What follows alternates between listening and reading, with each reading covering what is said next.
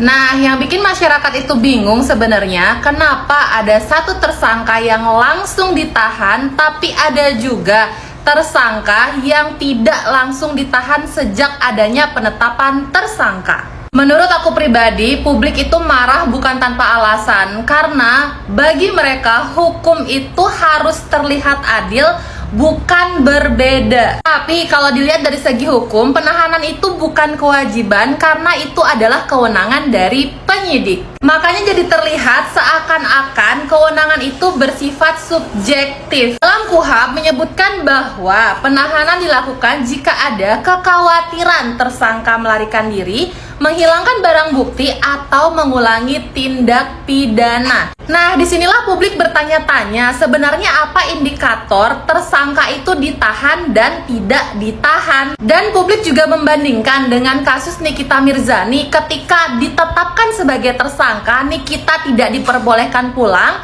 dan wajib untuk langsung ditahan. Tapi kalau secara hukum, semuanya itu sah-sah aja dilakukan.